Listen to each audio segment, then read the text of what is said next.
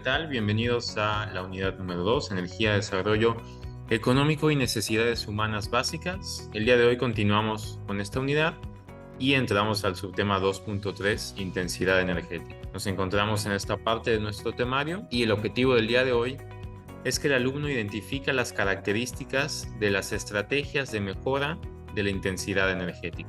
Antes que nada, es importante que seamos capaces de determinar cómo se define la intensidad energética. ¿Qué significa este término?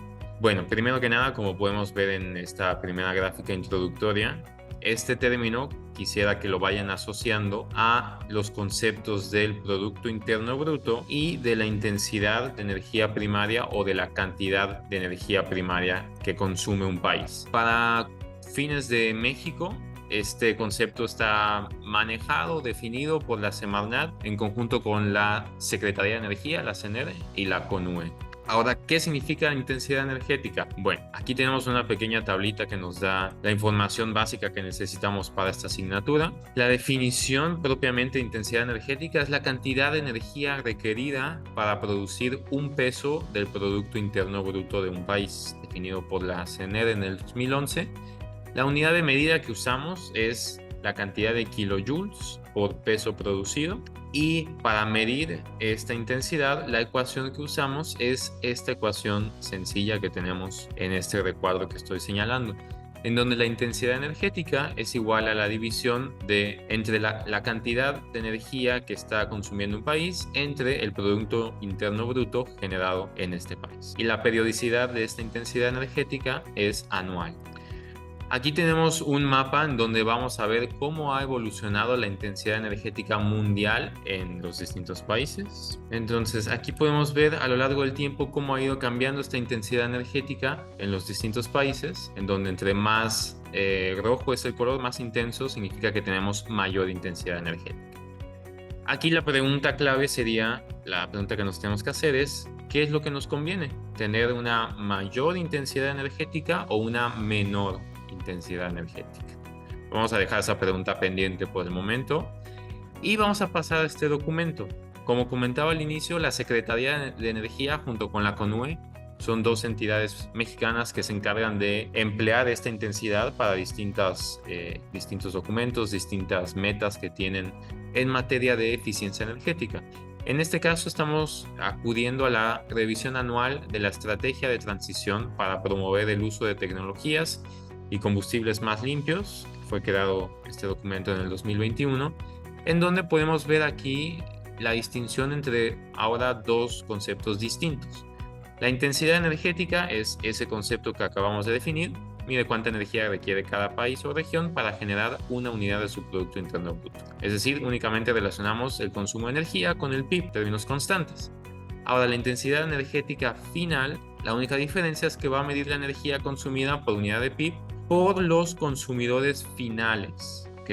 Entonces, para distinguir entre estos dos conceptos, es importante que recordemos la diferencia entre energía primaria y relacionando esa energía primaria con los consumidores finales que usan esa energía. Ahora vamos a recordar un poco esos dos conceptos, nada más para finalizar esta diapositiva. Aquí nuevamente tenemos la fórmula que veíamos en la tabla anterior, donde tenemos el consumo de energía dividido entre el PIB. Como pueden ver, este es el caso de la intensidad energética final, ya que tenemos el caso del consumo de energía final.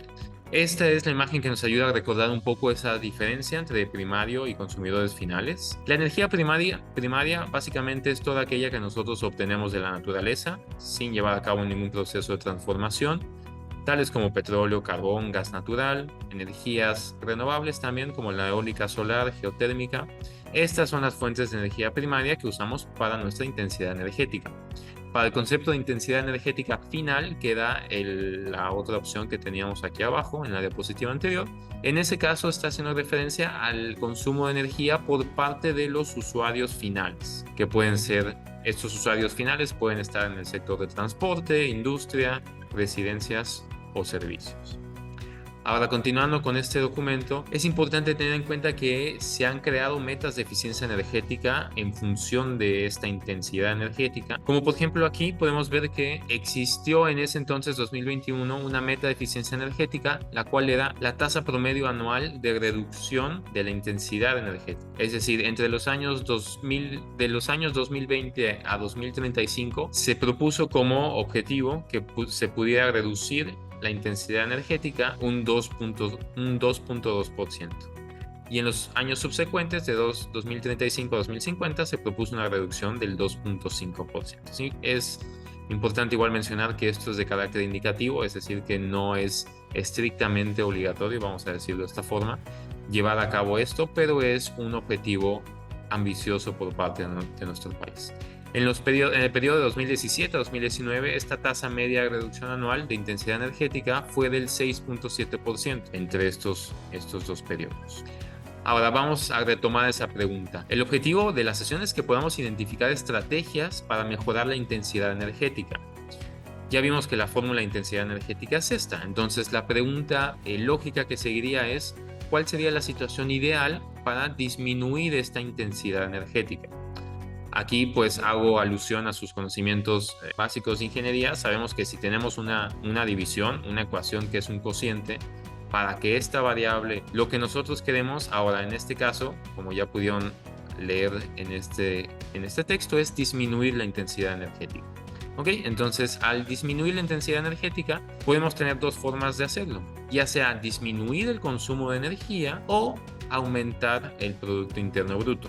O podríamos tener también una tercera opción en donde existan estas dos al mismo tiempo. Es decir, una situación en donde yo consuma menos energía como país y al mismo tiempo tenga un Producto Interno más grande. Oye, pero ¿no está un poquito difícil lograr eso?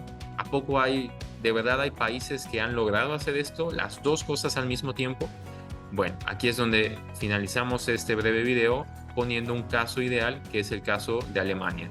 Como podemos ver en este artículo que les estoy dejando en la sección de Para Saber Más, junto con este documento también, podemos ver que Alemania en los últimos años, en esta gráfica de 1990 a 2020, el Producto Interno Bruto ha ido aumentando, mientras que el consumo de energía primaria ha ido disminuyendo. Entonces podemos ver claramente que hay países desarrollados, como el caso de Alemania, que son capaces de reducir su intensidad energética al aumentar el Producto Interno Bruto y disminuir el consumo de energía primaria.